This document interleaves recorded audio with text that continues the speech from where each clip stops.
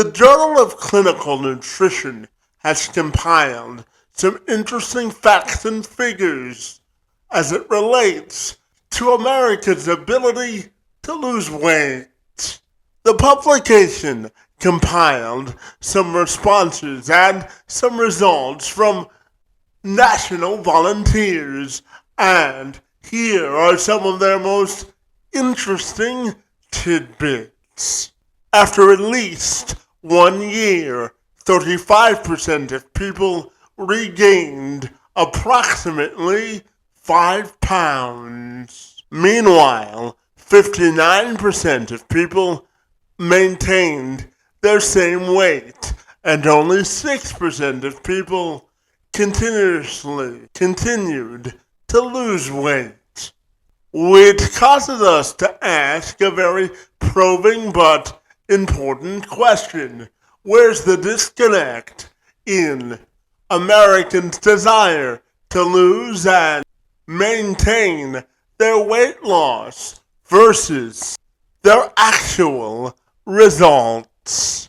Lizzie Merritt helps people to discover their missing piece behind their weight loss, the missing piece behind their ears, a peek behind the curtain of your own brain for peace over your body. Merritt is a Martha Beck certified Wayfinder life coach and professional weight loss coach specializing in helping people figure out why they don't do the things necessary to lose weight and feel happier.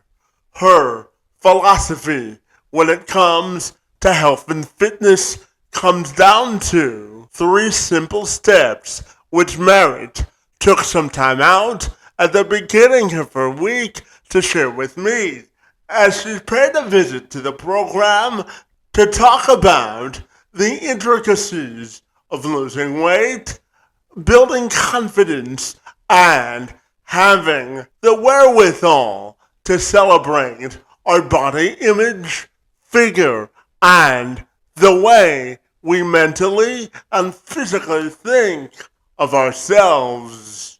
Are you ready to have a positive and uplifting conversation about weight loss and its positive effects?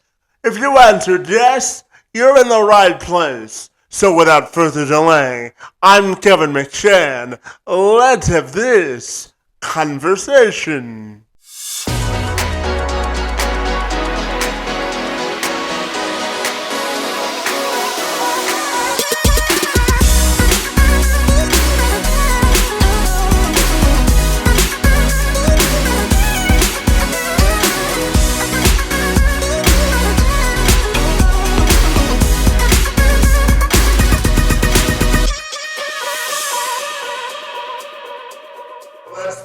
So, Lizzie, if you're ready, I'll take a moment to welcome you to the program. And I'm super excited to learn how you help people sort of put their weight loss puzzles together. Great to see you this morning, and happy Monday to you. Thank you. Happy Monday to you, too. It's a pleasure to be here. I'm so grateful to be here.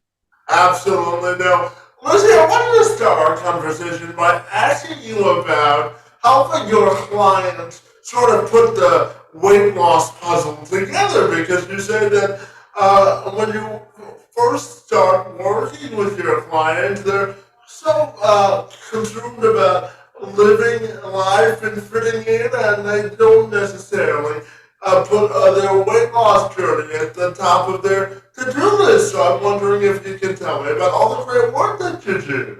Oh, thank you so much.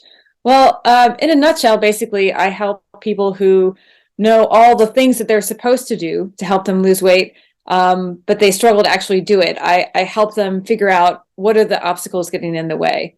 And, it seems like I remember so vividly when a client said to me, I've tried this diet and that diet, and basically I've been trying to lose weight for 25 years or so, and I'm just so tired of waiting to participate in my life until after I lose weight. And it really struck me that we spend so much time fixating on, trying to get to the perfect size, and we don't spend enough time being the size we are now, and realizing and appreciating the beauty of life as it is, while also wanting to strive to be a little healthier. Yeah, absolutely. And you tell me, Lizzie, that your philosophy on weight loss comes down to three simple principles or steps. So I'm wondering if you can share those with me this morning. Yeah, basically my philosophy on weight loss is that what's between your ears is much more important than what's on your plate.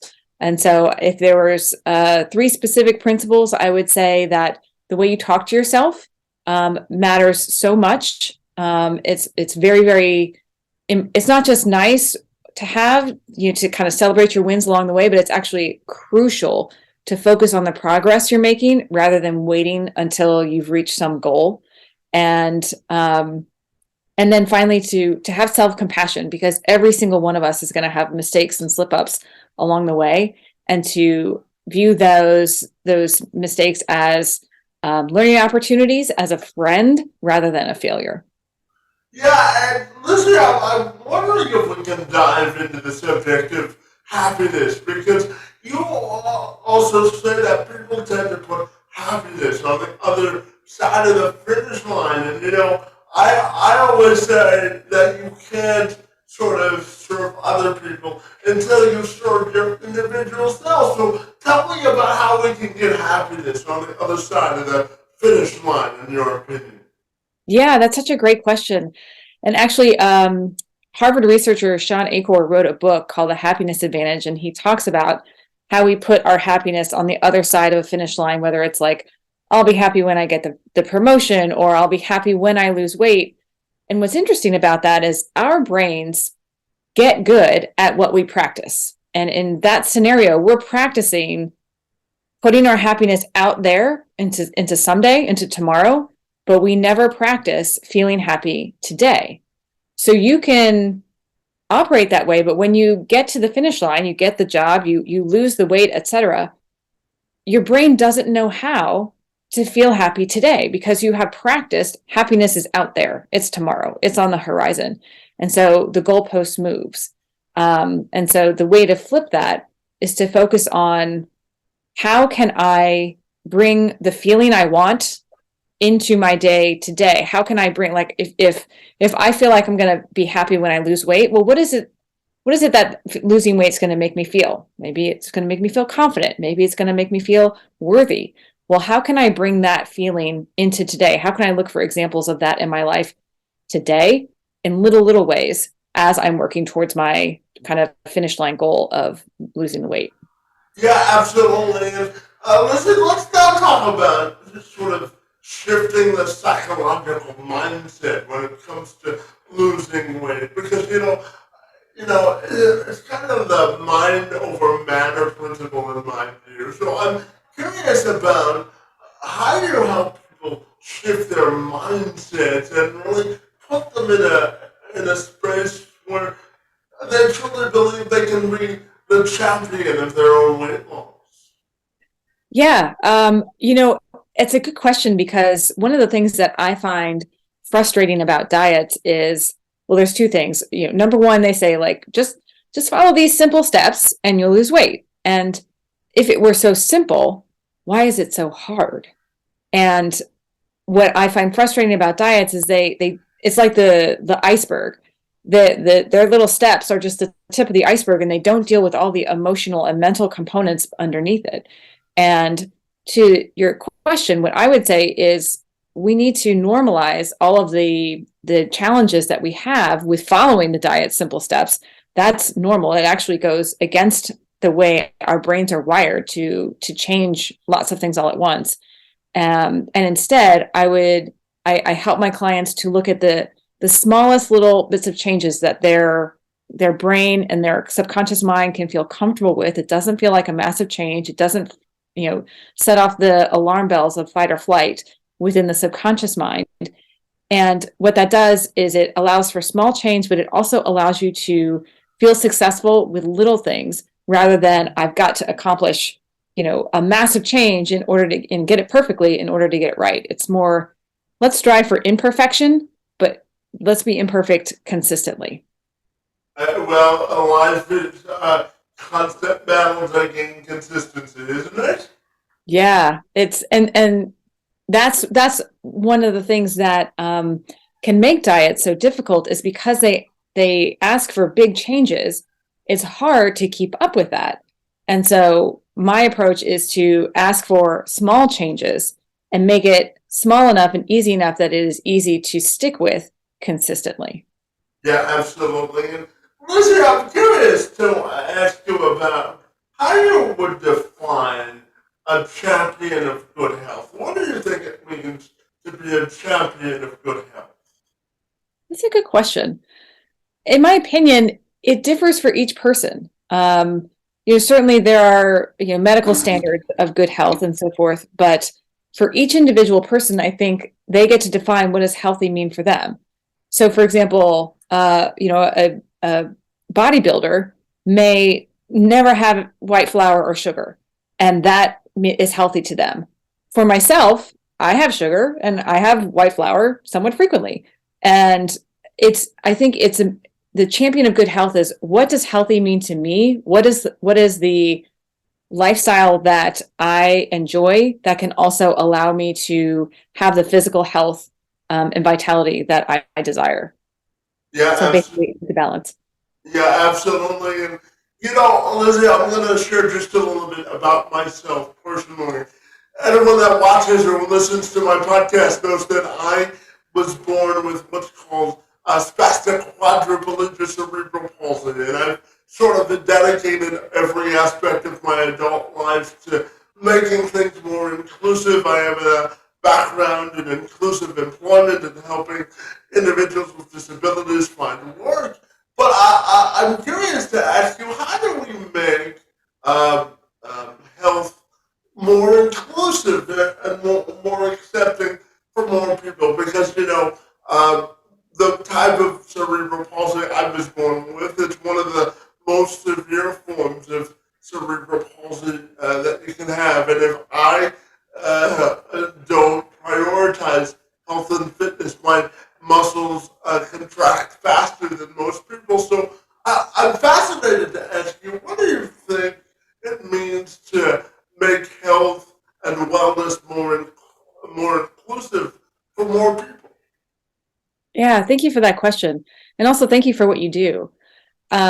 In my opinion, each person has their own needs, and there is no one size fits all program, which can that can be a major downfall of kind of one size fits all programs. And so I think the way to make things more inclusive is to tailor it to the individual. And so what are your needs, what are you capable of?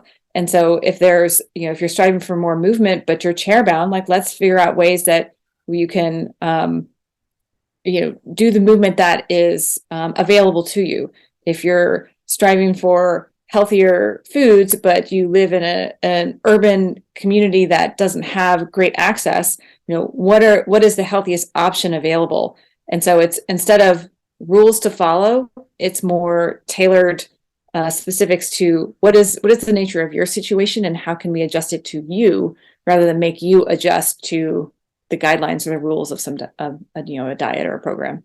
Yeah, absolutely. And you brought something up in your last answer that piqued my interest. So I'll follow up with this in terms of asking you about healthcare equity and equality, because as you know, as a healthcare professional, there aren't always access to the greatest healthcare depending on the communities that we live in. So tell me about how we can close the healthcare equity and equality gap, and how do you think it's interconnected to weight loss as well?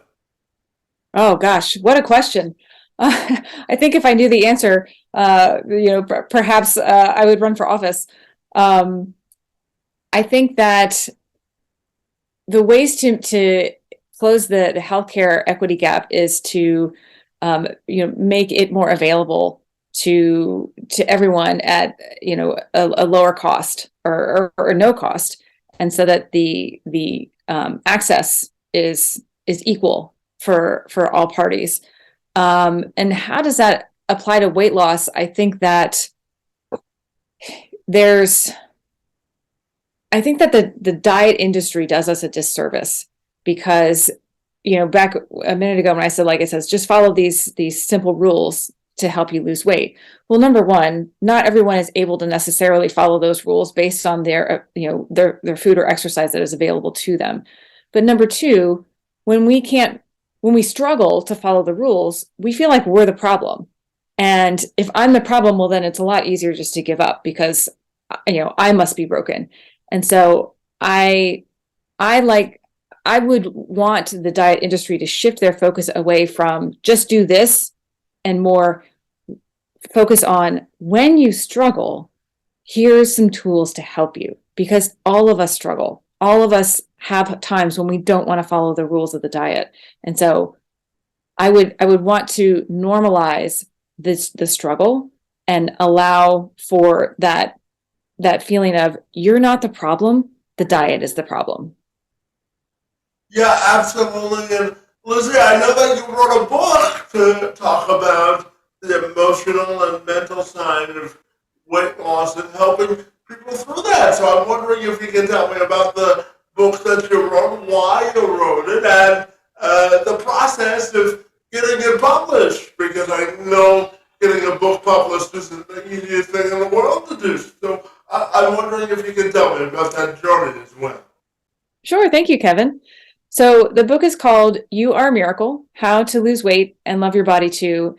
And I wrote it to help people understand and appreciate just the miracle that you are, that your body is. I mean, if you think about all of the amazing processes that your body does every day, if you get a cut, your body heals itself. If you've had a child, your body knew how to create a whole new human from just 2 cells. And there's so many miraculous things that our bodies do all the time.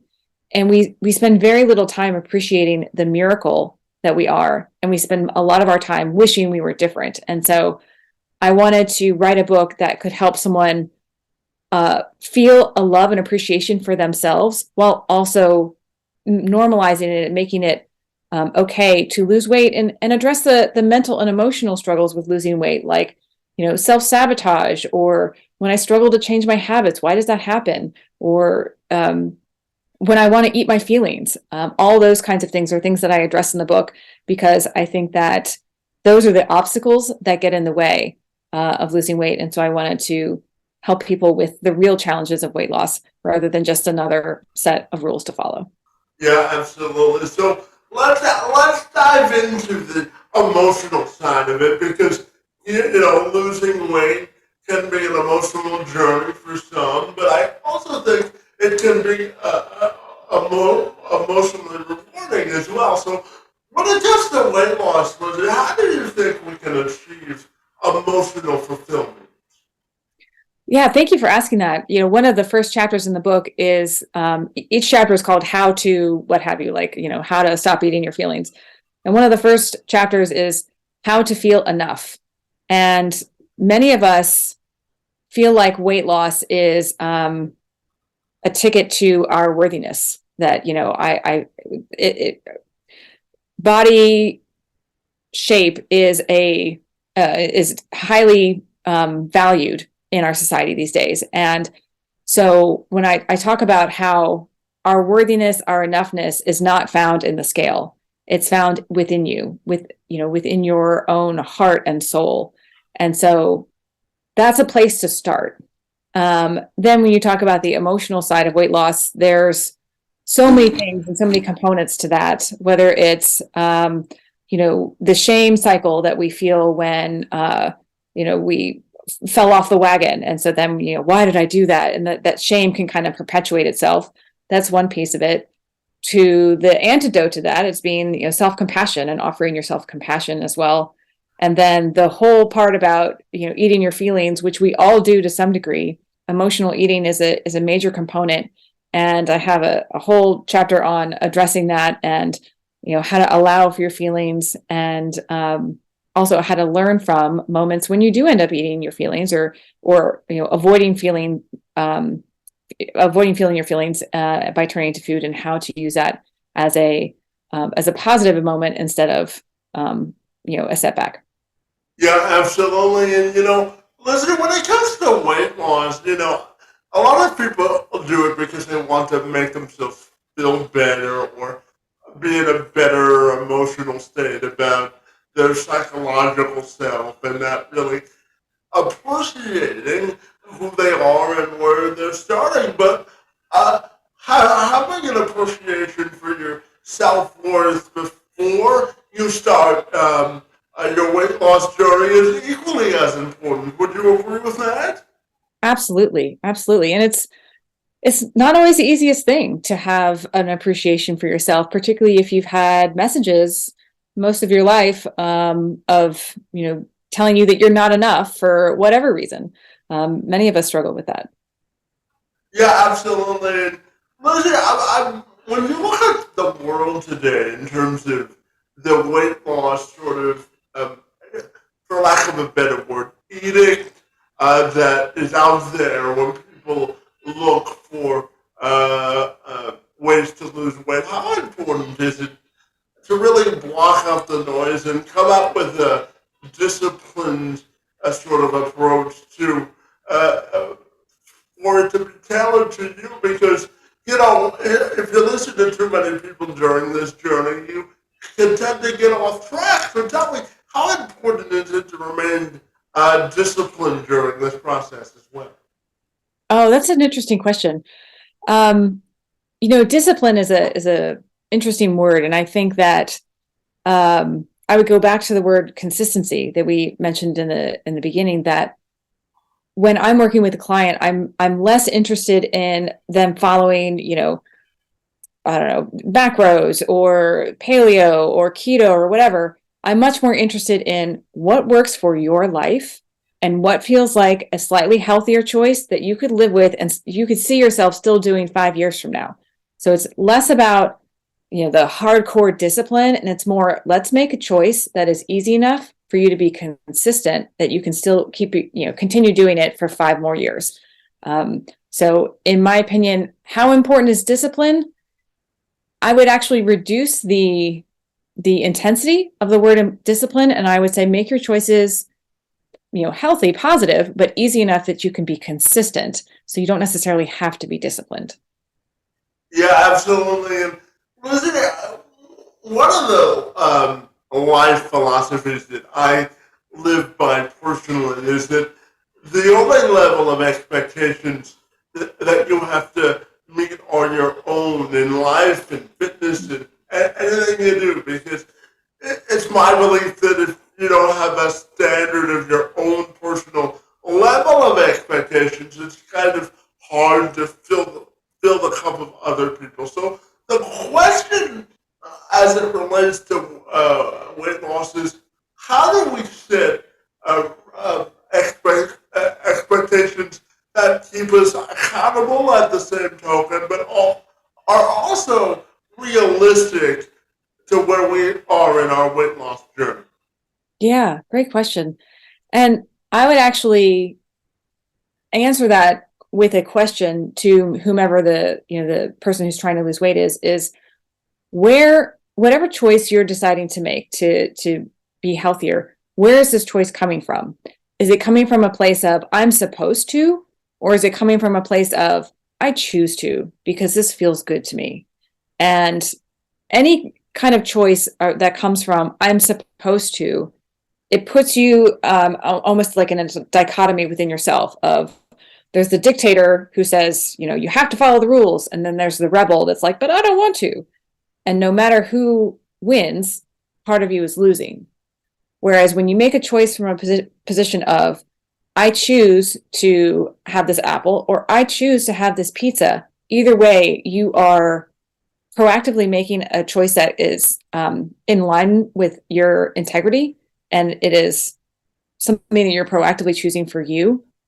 And so that is always something that I ask my clients to kind of check in with themselves on is, where is this choice coming from? Is it from a supposed to, or from a I choose to? Yeah, absolutely. And Lizzie, I know that you host your own podcast called the Confident Body Podcast, where you take research of the brain and sort of develop strategies in that regard. So tell me about the podcast and its mission as well. Yeah, thank you, Kevin. It's called the Confident Body Podcast. And in each episode, I start off with a common challenge that we experience, whether it's I fell off the wagon, or I'm self-sabotaging or something like that. And I explain, here's why it's really normal that we do that. And I explain what's going on in the brain from our evolutionary background, the subconscious mind and the conscious mind, from the flight or flight reflex, even talk about some neurotransmitters and so forth. But basically, I break down a common challenge that we experience and why it's normal that this is happening in your brain. And then we move towards, 3 to 4 strategies of here's how to address that. And in each episode, we finish with a tiny confident body action step, because I'm all about tiny baby steps that are doable. And I also remind my listeners at the end of each episode to love yourself. And I have a different reason for each episode of, love yourself because, and, something related to the episode. Yeah, absolutely. And, Lizzie, I'm going to ask you to sort of put your global health hat on for a moment and ask you, how as a society or a collective, do you think we can create a society with a mission of creating optimal health for everyone involved in societal life? So how do you think we can make optimal health the global mission? I think it is less about, again, it's less about following a specific set of rules. Keto does not work for everyone. Vegetarian does not work for everyone. Each person, I think, should feel free to choose the eating style, the healthy lifestyle that fits them. But in terms of a global mission, I would start with self-compassion and starting with from a place of any kind of health choice comes from a place of love rather than loathe. You're choosing to address your health because you care about yourself rather than a place of I hate the way I look, and so I want to change it. Yeah, absolutely. And, Lizzie, I'm curious to ask you if you think the concept of empowerment and really taking control of your own life and journey when it comes to weight loss are interconnected. So tell me, do you think the sense of empowerment and achieving success in your weight loss journey are interconnected? 100%. And I think one of the things that's so challenging about weight loss in the diet industry is that it feels so disempowering. It feels like I've failed so many different times. I've tried all these things and I always fail. I always go back to my old habits and it feels hopeless. Martin Seligman of the positive psychology movement has even coined the phrase of learned helplessness, that he observed it in animals but also in humans, is that when we learn that there's no hope, we give up. And that just, to me, wraps up diets in a nutshell, that it feels like there's no hope. And so I would say empowerment is so crucial to losing weight, because you've got to feel like it's possible. And so that's one of my main missions in my work, is to demystify the weight loss process and explain why it has been so hard. It's not your fault. It's the traditional diet goes against the way your brain is wired. Let's work with the way your brain is wired and give you that feeling of feeling empowered, like maybe I can make a choice that helps me. Maybe I can be consistent with this tiny thing. And then maybe I can be consistent with a little bit bigger thing. And so I would absolutely say that empowerment is crucial to weight loss and health. Yeah, absolutely. And just to that point too, Lizzie, what do you think is the key to creating good habits when it comes to weight loss? Oh, the key to creating good habits is lower the bar to success. In other words, instead of asking yourself to eat perfectly, ask yourself to eat one vegetable, or to eat one less serving of dessert. Make success easier, so that you get that feeling of a win, because that feeling of a win, and we could go into the neuroscience of it, but that positive feeling of like, at least I did something, is literally the fuel that fuels the engine of motivation to help you keep going. So it's so crucial to feel like you're winning along the way. And how is that, since you brought it up, how is that related to neuroscience of our brain as well? Sure. So in the brain, the neurotransmitter of effort is called epinephrine. And scientists have studied its effects as you're inputting effort. So if you imagine I'm putting in effort to adjust my eating habits, the higher levels of epinephrine there comes a point where it drops off. And that's called the quitting effect. Effectively, your brain is working hard, working hard, working hard. And then it feels like, that's it. There's no way I can win. I give up. Dopamine is the neurotransmitter of reward. It's the feeling we get of like, ooh, I like this. This felt good. And so what scientists have observed is that when dopamine is present, the brain can tolerate higher levels of epinephrine, meaning you can continue your effort longer when there is that feeling of reward. So what that means in our weight loss journey is celebrating those small wins. Like, I had a vegetable today. You know what? That's a win. Instead of giving ourselves, instead of striving to be perfect, like I didn't eat perfectly today. It is so important to look for the ways where you did have a win, because that elevates your dopamine, and therefore celebrating those wins along the way help you maintain your level of effort so that you can keep going and eventually hit the finish line that you're striving for. Yeah, absolutely. And Lizzie, I know that you live in northern Florida, there in Jacksonville, and I know from a health and wellness perspective, Florida provides a lot of opportunities with the weather and with the number of outside activities and fitness activities to be to live rather a healthy lifestyle. So tell me, when you're not working with clients or working to acquire more clients, tell me, how do you fill your own cup of sort of finding your inner center in life? Because, Florida provides a lot of great opportunities to live a quality of life. So tell me, how do you find your inner center in life? Oh, what an interesting question. Thank you. I think first, my inner center comes from a spirituality, from kind of a connectedness to something greater than myself. In terms of physical health, I get up and exercise each morning, not so much to try and look better, but because I know that my day just goes a lot better if I move my body first. I will say I've never had a workout that I regretted. And so I'll get up and exercise outside, and whether it's just stretching or weights or some cardio to keep me moving. Yeah, well, it's important to keep moving. Every time I post workout pictures, Lizzie, I always end it with hashtag always active, because I think it's important to lead by example when it comes to fitness, isn't it?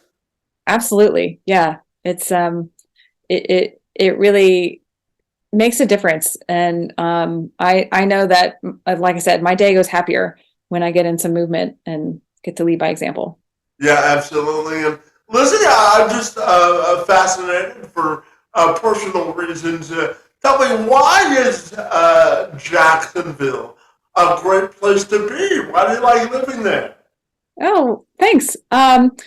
Well, one of the reasons, my husband was in the military. And so for the first 15 years of our marriage, we lived where we were told to live.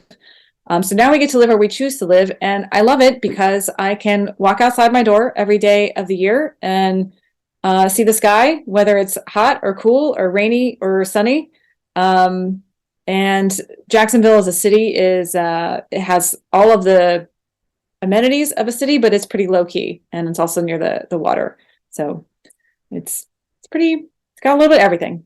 Well, variety is the spice of life for a reason, right? Exactly. Yeah, absolutely. And listen, my final question for you this morning has to do with your own personal and professional legacy and how you want that to be defined.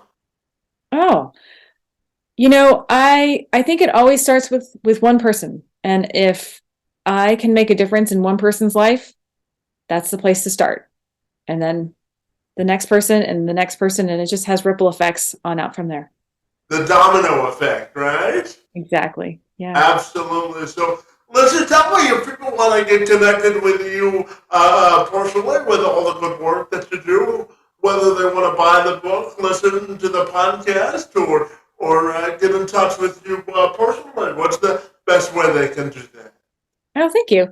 The podcast is the Confident Body Podcast, available on all of the podcast apps. And the book is You Are a Miracle, which is on Amazon. And if you'd like to connect with me personally, just go to my website, confidentbody.coach.